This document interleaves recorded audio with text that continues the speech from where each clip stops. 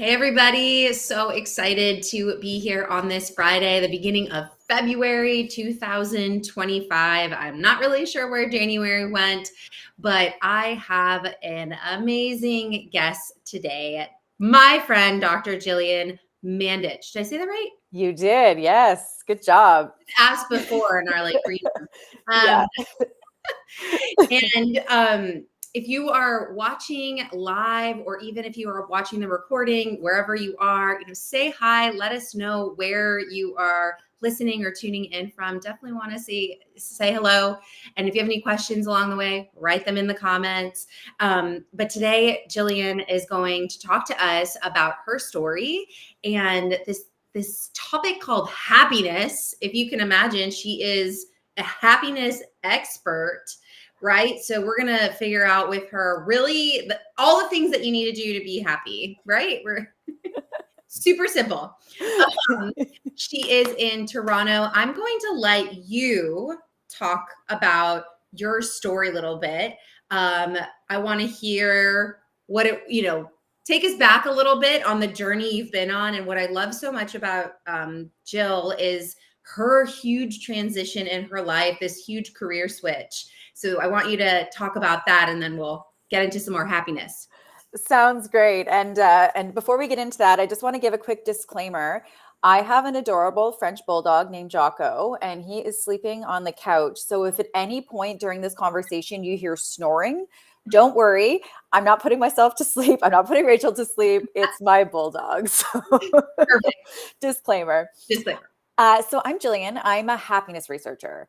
And to be honest, I didn't even know that studying happiness was a thing until the second year of my PhD. So my initial plan, I grew up with a mother in academia, and I wanted to become a tenured professor at a university. And so I was studying childhood obesity. So all my degrees, all three of them, are in health science, but my specialization for my master's within health science was child and youth health. And I was studying childhood obesity because I believe, children are our future, and it's really important to establish healthy habits with them. So I went right from my master's into my PhD, still studying childhood obesity. And in the second year of my PhD, I was having an existential crisis at Pilates one day, which is very common in grad school, because I was sort of having a difficulty with when you study childhood obesity. A child has to have a BMI, a body mass index, above the 85th percentile for their age and gender in order to qualify for my research.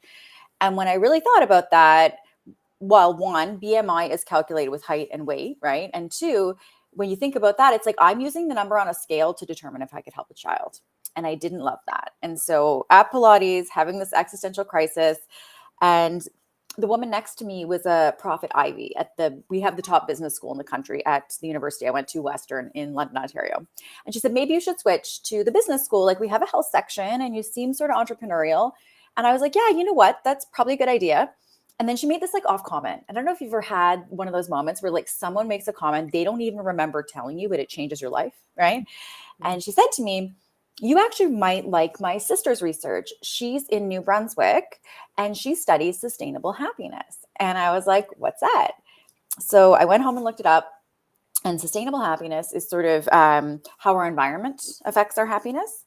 But as I'm sitting at my computer, second year of my PhD, for the first time in my life, the thought entered my head that you can study happiness. And so because I was in health science, I thought, well, I wonder if there's a connection between happiness and health, right? And so I went on PubMed, a search engine for academic research, and I started typing in, happiness and health. And then I started reading all this research about how when you compare happy people to less happy people, they're physically healthier. So they, have lower rates of cardiovascular disease, they have stronger immune systems, they have an increased lifespan, so number of years that you live, as well as health span, so number of healthy years. They make better nutritional choices, they sleep better, and the list goes on and on. And so I thought, in a childhood obesity intervention, the goal is to establish healthy habits for children that they can maintain into adulthood. And here with happiness, one, it's more inclusive, right? It has nothing to do with the number on a scale, but at the end of the day, the outcome is still better, healthy habits. And so I thought, this is way better. And so I switched. It was a bit of a struggle because there wasn't anyone studying happiness at my university. So finding a supervisor was really challenging, but figured it out, and I'm very happy that I did. Oh, okay. So you're studying. Okay. So first talk about, so you make this switch. What you did, I mean, what was your dissertation like when you graduated? I mean, what was some of the findings that you had? Yeah. So what I did, and so my PhD actually took me 6 years instead of the typical 4, because I essentially had to restart all of my research. So you can do sort of 2 different formats for it, my university anyway, for your dissertation. You can do 3 sort of studies or 1 really big study. So with childhood obesity, I had already done 1.5 studies. So that kind of just went out the window. I had to restart. And so I did a really big study for happiness.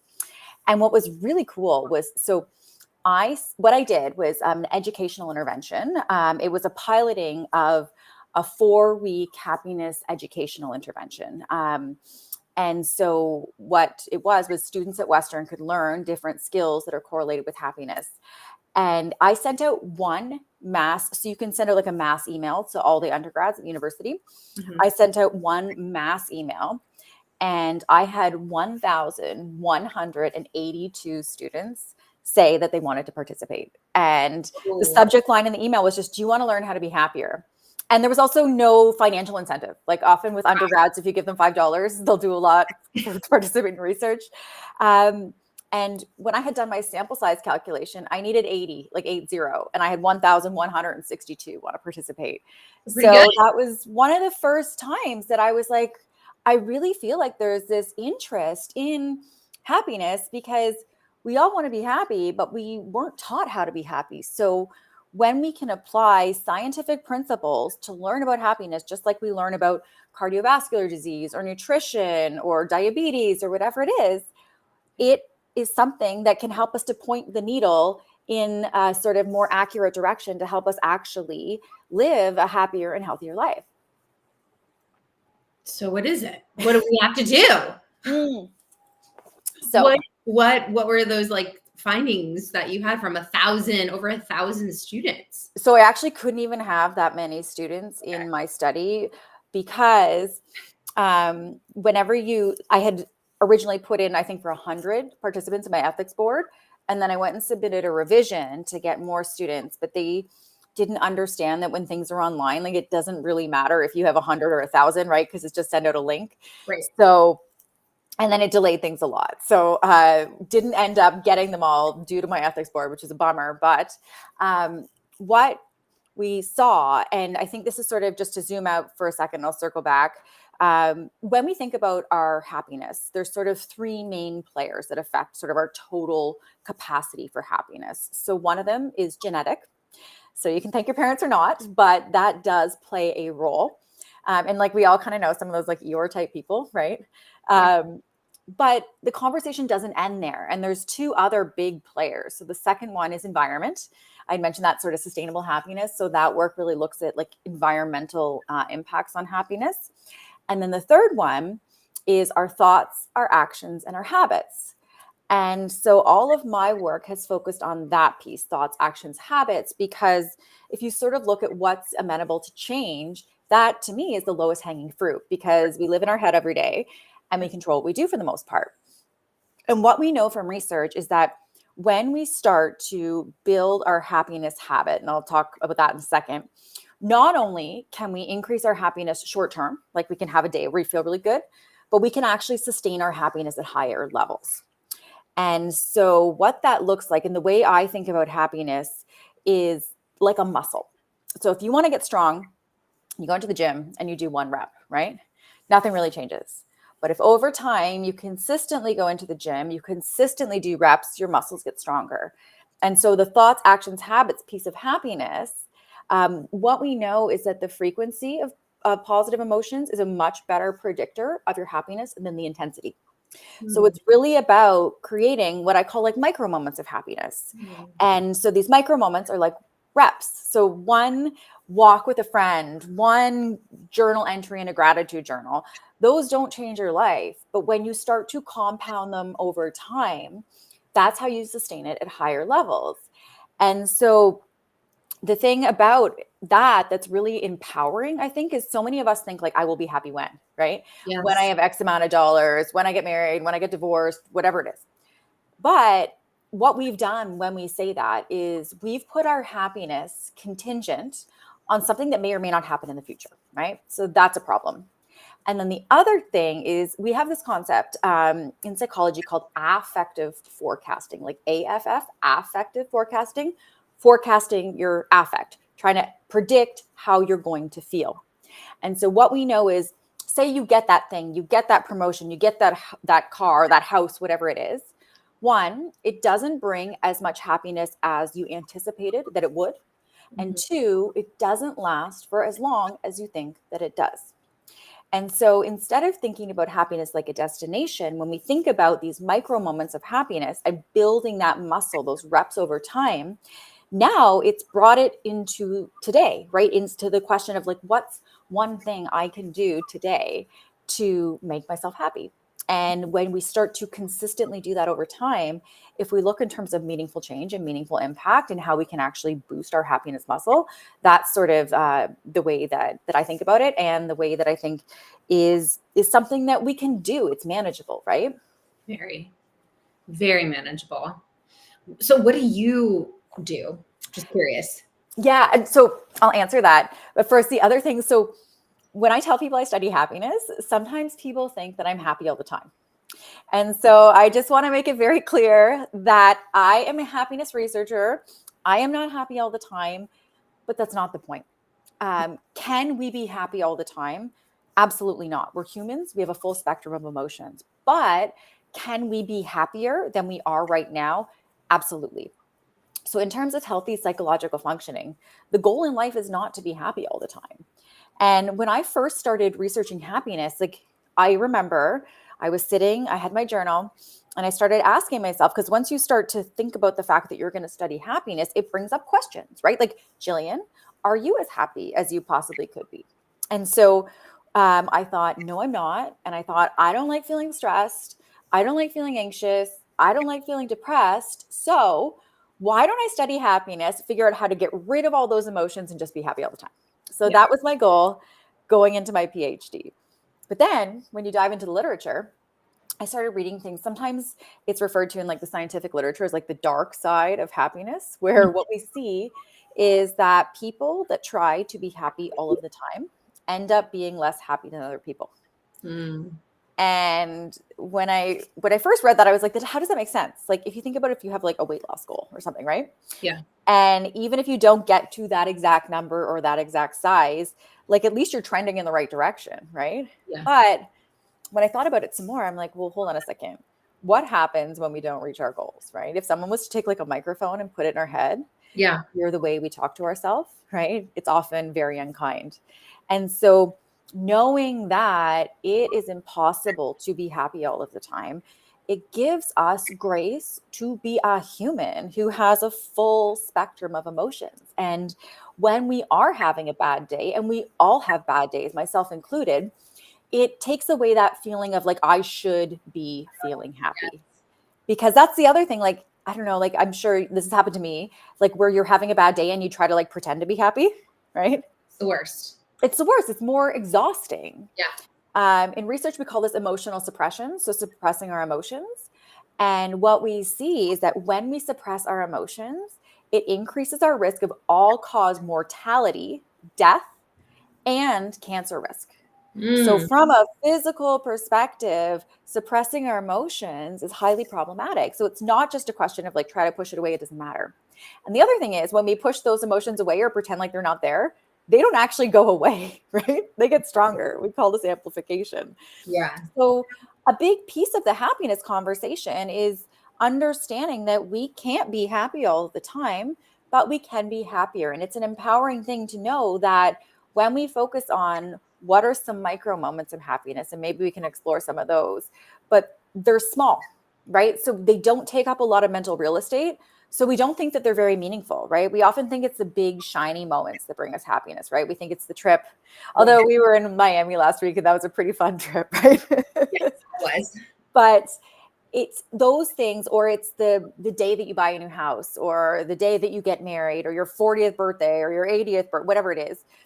Those things, they don't take up as much time as if you start to add up the micro moments for your sort of everyday life. It actually adds up to a lot more happiness. And so that's the empowering piece, is knowing that we can do something about it.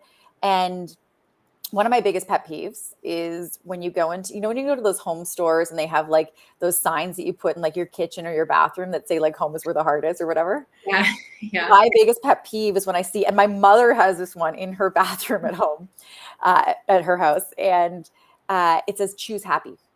Oh, Because that's the thing. It's not like we wake up in the morning and we choose our outfit and we choose happy. It doesn't work like that, right? Like people want this magic pill.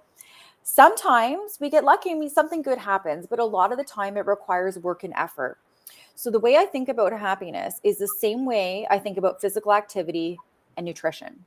And what I mean by that is, like, say after our call today, you go and you have the best workout of your life. Okay. Would you text your husband and be like, I just had the best workout of my life. I've reached fitness, no.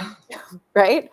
And you wouldn't have a green smoothie in the morning and put like all the superfoods in it and be like, that was amazing. I've reached nutritional wellness, right? We understand that lunchtime's going to roll around and we're going to be hungry. We understand that if we want to be fit and healthy, we have to move our body on a regular basis. Yeah. And so instead of seeing happiness like a destination, if we see it like a habit, just like we see nutrition and physical activity, and that habit happens by creating those micro moments, putting in those reps every single day, then that's how we actually build our happiness muscle. And that's how I think about it. I mean, it resonates so much with me. And as I'm thinking, I'm like, to me, nothing is better than going to have a latte, like, Oh, or, with cappuccino when it's like in an actual mug with a pretty design. with a pretty design, ideally. Yeah. And somebody made it for me and I'm sitting, and then also like having a croissant, like, because that's like a little guilty pleasure.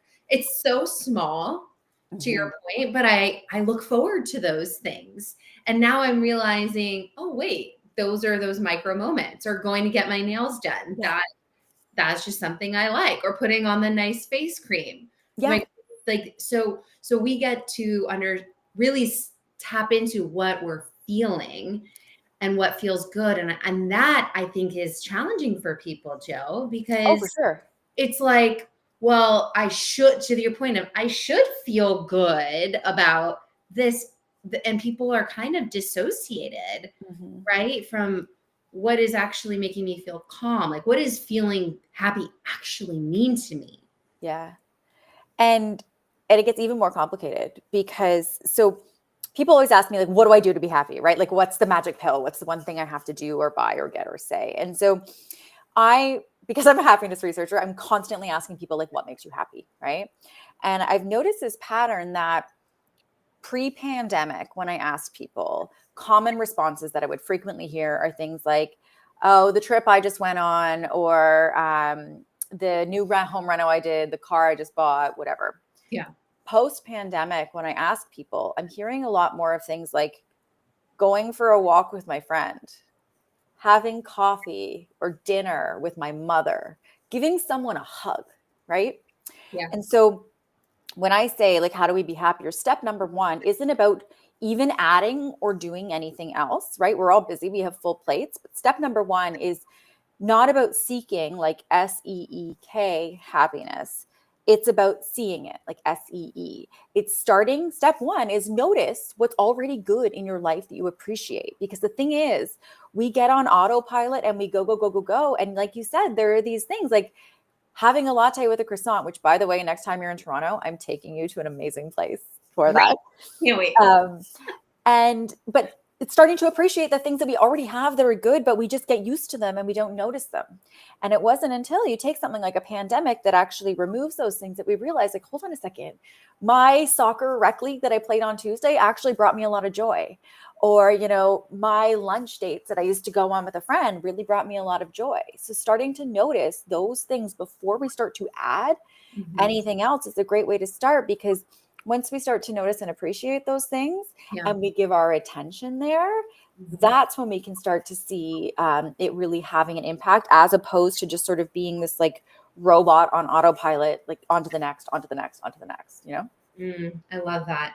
Yeah, it's just resonating for me because in the last year, we've had a lot of challenges. And every time I got in bed, I decided I'm just going to think about 1 to 3 things that were good today. The smallest thing. I put my hand on my heart and I think it might usually it's Ava smile and her walking up and being so excited. That's always there. Or going on that walk. And every night I try to think, even on the hardest days, even on those hardest days, I've been doing that. And I think it really does help also set my brain in a good way for sleep.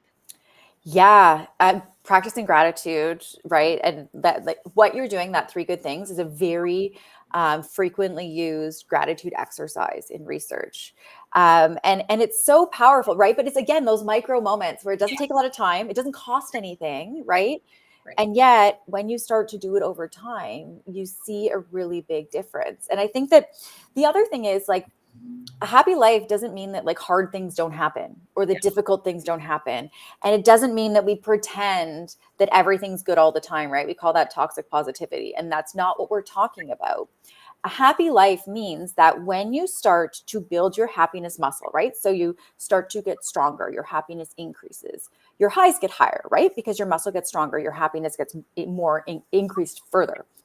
But your lows, or those challenging moments, right? Job losses, divorces, pandemics, health issues, whatever it is, those are a part of life. And so it's not about eliminating those things. It's really about understanding that as I grow my happiness muscle, my highs will get higher and my lows, they won't go away, but they'll get higher too, because I am more resilient and better able to cope with hard things. Because if you think about your life, right, like, some of the challenges and difficulties that you go through, they push you to limits that you didn't even realize you were capable, right? Like, sitting on a beach, sipping margaritas gets boring after a while, right? A happy life is full of adventure and challenges and growth and learning. And so I think that's part of it too, because, some of you watching right now might be going through hard times. And sometimes in those cases, happiness doesn't even make sense, right? Or if you're at a funeral, happiness doesn't make sense, I guess, depending maybe, but for the most part. But it's about, and in those cases, this is where something like hope or resilience comes in. But a happy life means that when we have those moments of happiness, that we're really, like, enjoying and appreciating and savoring them, right? Like when you talked about having a latte with a croissant, so many of us, it's just like chug the coffee, shove some food in our mouth, out the door. The savoring, right? So that's sort of the scientific word for, like, stopping to smell the roses. Is something that is a beautiful way to have a micro moment, whether it's, like, even this morning, it's freezing cold in Toronto today. And I was walking Jocko this morning and I just felt like the sun on my face, and it just felt so warm inside.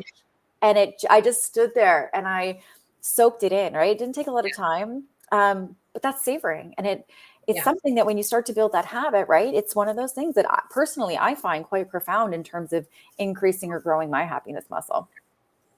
Oh man, so many good things. I have 2 more questions and then we'll come to a close. And this might actually, I don't want this to get too loaded. Okay, Jill. Okay. I know that social media, in your research, have you done some research around social media and the effects on happiness? Yes. So I actually, I taught in the Faculty of Health Science at Western at my university while I was doing my PhD. And one of the courses that I taught was a 4th-year course called Health and Social Media. And my first lecture, first day, one of the first slides I put up is a picture of Spider-Man with the wisdom of the line from the movie, right? With great power comes great responsibility. That's how I see social media. It is a useful servant, a dangerous master, right? I'm always scared to say this title. So the UN has a university in Costa Rica, and every year they host a happiness conference in March. And so one year I presented on social media and I called my talk, "Hey Siri, make me happier." And when I asked her that, so good, by the way. And when I asked, but I'm like, I better ask Siri, like, what does she say, right? Yeah. I'm always scared because sometimes when I say that, she pops up on my computer. Oh yeah, of course, everything. But she said that is beyond my capability at the moment. Perfect. But the thing about social media is, and the way I presented that talk was like, it's not a black and white either or, right? It's a yes and it's a nuanced conversation. Yeah. Social media can be a great way to connect. Say you have a hobby where, people around the world you can connect. Like I love puzzling, right? So I'm in a puzzle group where people post puzzles and like good brands of puzzles and what are bad puzzles. And that's amazing. And it's a great way to connect. But when it starts to become something where we're on it all the time, where like I live in a condo in downtown Toronto, and sometimes I'll catch myself waiting for the elevator, and without even paying attention, I've taken my phone from my pocket, I've opened it up, and I've started to scroll. Yeah. Like autopilot. Yeah. That's a problem. And the other really big key thing, and if I could just sort of give one really important tip about social media, it is do not go on social media first thing in the morning. Do not go on your phone. Or watch news. So there's research from Sean Aker and his wife, Michelle Gillian, and they found that watching just 3 minutes of news that you perceive to be negative in the morning, so whether you consume that via television or via your phone, 3 minutes of news that you perceive to be negative, you have a 27% greater likelihood of reporting your day as unhappy 6 to 8 hours later. So it's not a question of open up your phone, scroll, turn it off. It's not a question of turn on the TV, turn it off. The residue of that stays with you. And if you do that every single day, at least one of those days, it's affecting your happiness and your mood. And so, if we can kind of bookend, and ideally bookending like morning and evening. Yeah. That's a simple thing that often is just a habit to break, right? But in terms of our happiness and our mental health, really important. Okay. Thank you for addressing all those pieces. And I'm sure there's a lot more research to come on that. Mm-hmm. And the news piece, I mean, gosh, I can't. Like I know. I've already made that decision years ago. Okay, so my last bit is off the topic for a second because I think you've had a really amazing journey, Jill. And a lot of my followers are they might be employed, they might be entrepreneurs or founders, and you were on this linear path, Mm-hmm. right? To you, what did you want to do? Were you going I to be wanted to be a prof in health science, like my okay? mom. That's the professor at a great university, and that was your path. And Yep. then what happened that you decided to make this huge 180 to now be on TV, speaking all over the world? How the heck did that happen? Yeah, I mean, sometimes I wonder too. So for those of you watching, I'm like the happiness expert on like all the shows in Canada, and I travel and do a lot of public speaking about the science of happiness, which I didn't even know was a thing. What happened was when I was studying childhood obesity, as I mentioned, one of the big challenges doing that research is recruitment. And so you need to have participants in order to write your thesis to get data. And so I was trying all these different things to get participants. And so one of the things that I thought might be good is we had like a local TV station in London where I lived. And so I emailed the producer and I thought if I go on their morning show and I talk about my research, I can sort of demystify it. I can explain what the benefits are. I can explain, what to expect. And so because it was targeted just to London, I thought maybe people will see that. And then they might contact me to participate, which did work. Yeah. And so after my first show, the producer said to me, Jill, you did a great job. Like, do you want to come back? And at the time I was in my master's and I said, well, I'm a master's student. I only have one study right now, but like, if I have another one, he's like, no, like you can just come and talk about whatever you want.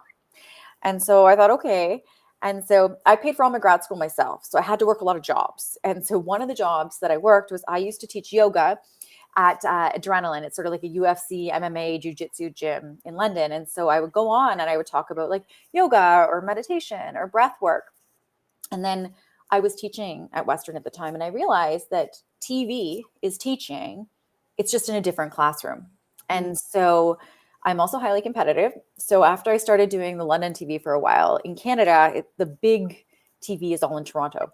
So I didn't know how PR worked or media. Like I'm an academic, right? So I just started emailing producers on shows. I would like try to find them on LinkedIn or Google, or sometimes you can like guess, like it'll be like first name dot last name, right? Like you can sort of guess.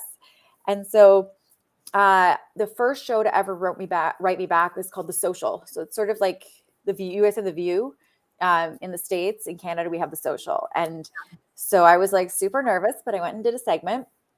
And then I pitched another one. And then I thought about it. I'm like, every show has a fashion expert and like a beauty expert, a mortgage expert. I'm like, and I don't like the word expert, but that is what it is. Sure. Why isn't there someone that's talking about something from an evidence-based perspective that's universal to every single viewer?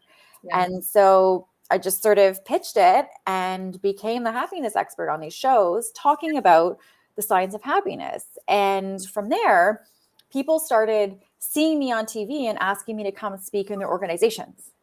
And because I was teaching at the time, I'm like, well, if I go speak at an organization or at a conference, it's just like giving a lecture at the university, which I'm already doing. Yeah. And there's no marking. So it's kind of better. Yeah. And then it just started growing from there. And when I got to the end of my PhD, I was sort of hit this fork in the road of like, do you commit to the tenured thing and you're going to have to take a step back from all this other stuff because there's not time for both? Or are you going to lean into that? And I sat with it for a really long time. And I thought, you know what do I care about most? I care about education, teaching, research, and impact. And when I was teaching at Western, I taught the largest course in my faculty. It was a first-year health science course with 500 students. When I go do a talk, sometimes I'm talking to thousands of people. And so when I think about reach and impact, I was like, that's what I'm going to lean into. So it's a wild ride. I have no idea where it's going, but what I do know is that I'm happy along the way, because that's the thing. Happiness is not a destination, right? It's also, I put up this slide a lot when I do talks. It's from a children's book called Big Panda, Tiny Dragon. Mm-hmm. And so there's a picture in it I put in my slides, and it's got a big panda with a tiny dragon sitting on top. And then the caption is, which is more important, asked Big Panda, the journey or the destination? Mm. And it says, the company, said Tiny Dragon. Mm. And I think that's it. I love the people I'm around, you, our friends, our group. And even though I don't know what the destination is, I have great company and I'm enjoying the journey. So, and that's kind of the point, right? Yeah, exactly. You're leading by example, which I think is true authenticity. And when we talk about building a personal brand and how do we figure out what that purpose is and align it to our subject matter expertise and the audience we want to serve and find that unique differentiation, those components are what make Dr. Gillian. That is what makes Rachel B. Lee. Yeah. And I think it's just such a wonderful example for anybody that watches and listens today, because